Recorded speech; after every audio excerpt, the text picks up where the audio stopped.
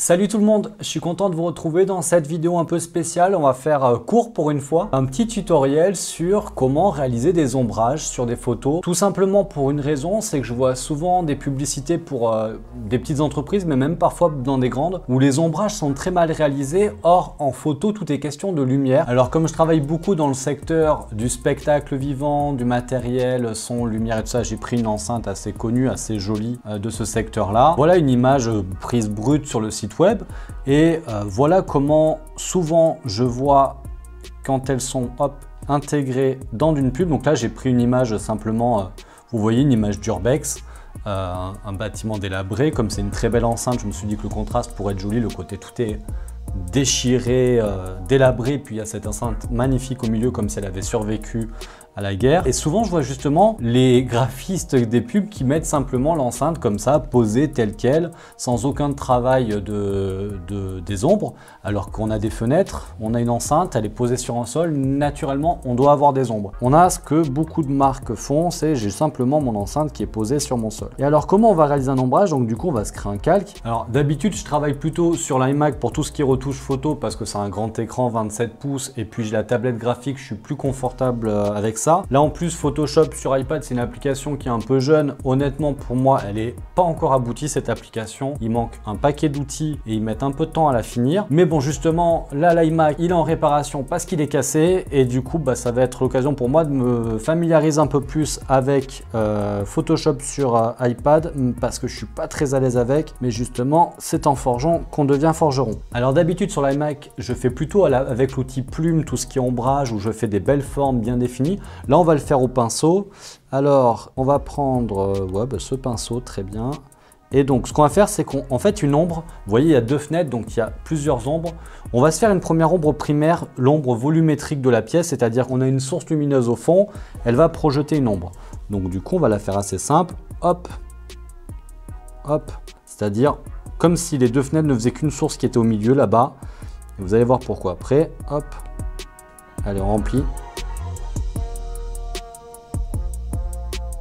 Hop, j'ai fait exprès de dépasser un peu parce qu'après je vais redimensionner mon boulot. Voilà. On va faire un flou gaussien. Et le flou justement, lui, va nous permettre d'avoir une ombre beaucoup plus naturelle. Donc là, je vais faire exprès, dans un premier temps, comme c'est un ombrage global, de faire un flou très très appuyé. Et là, on va, hop. Voilà. Alors, vous voyez que là, sur la photo, hop, je vais zoomer dessus, on a un contour blanc, ça c'est pas grave, on va le corriger tout de suite en rajoutant un calque par-dessus. C'est parce que le découpage souvent fait des choses pas très propres, c'est normal. On va prendre plutôt ça.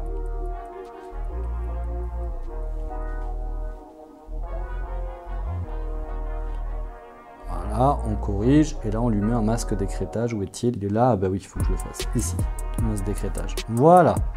Au moins ce sera plus propre. On va aussi enlever un tout petit peu de ce là. Voilà, ce reflet est un peu abusé. Il est un peu plus naturel.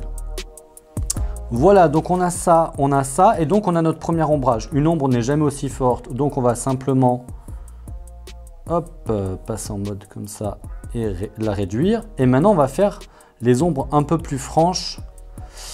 Pardon, on va y arriver, voilà. On va faire maintenant les ombres un peu plus franches de chaque fenêtre. Donc du coup, on crée à chaque fois un calque pour chaque ombre. Donc là, j'ai une source, on revient sur mon autre pinceau qui est là. J'ai une source qui est comme ça, donc logiquement, elle projetterait une ombre comme ça en gros. Comme ça. Hop.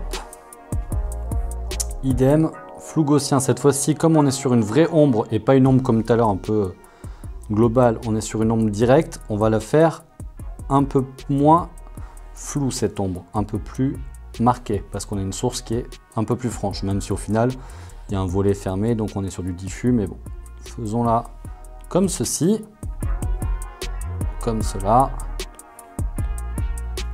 et on fait ça, son ombre de l'autre fenêtre.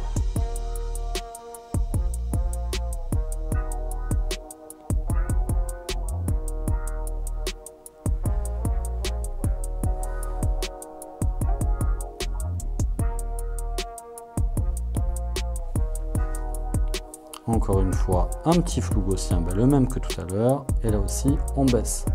Donc là maintenant, tout va être question de peaufiner un peu notre résultat. On va exagérer un peu les courbures de ces ombres.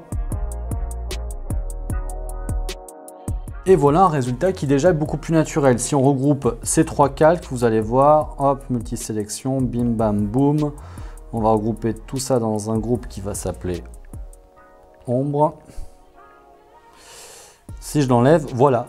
Voilà pourquoi ce tutoriel, parce que trop souvent, on se contente simplement de mettre une image sur une autre. Alors souvent, on a le PNG de la photo, donc moi, vous avez vu, je l'ai fait un peu vite fait, j'ai détouré l'objet. Mais en fait, ça suffit pas de poser un objet sur une photo pour rendre la publicité réaliste. Enfin, la publicité, je parle pas que des pubs print, hein, ça peut être très bien pour une publication Facebook ou autre. On se rend compte que c'est quand même beaucoup plus naturel tout de suite comme ça. Tout simplement, si vous êtes un minimum à l'aise sur ce genre d'outil, vous voyez, ça prend 5 minutes de rajouter des ombres, de faire un petit réglage, et tout de suite, on a un bien meilleur résultat qu'une pauvre photo sur fond blanc ou qu'une photo tout simplement posée comme ça dans une scène. Maintenant, je l'ai fait comme ça sur une photo d'urbex. Sachez que ça peut être comme là avec cette autre enceinte ou simplement voilà quelques ombres faites juste pour rendre le produit plus réaliste. Bon là, ça a été vraiment fait vite fait, mais c'est pour vous donner une idée.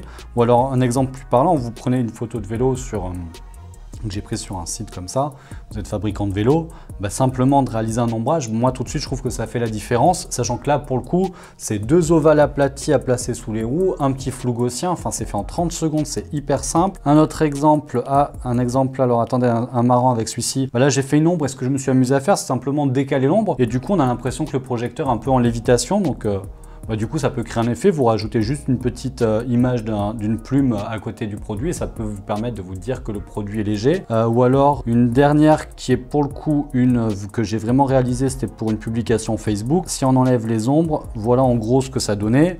Bon, sachant que j'ai aussi créé un fond, voilà c'était comme ça, tout de suite j'ai créé un fond et puis avec les ombres tout de suite moi je trouve que ça donne un peu plus de réalisme, que c'est plus joli. Dites-moi en commentaire ce que vous en pensez, est-ce que c'est une technique qui vous plaît ou pas. J'espère que ce tutoriel vous aura plu, c'était vraiment quelque chose d'assez basique. Je vous donne rendez-vous très vite pour de prochaines vidéos, n'hésitez pas à liker, vous abonner, compagnie.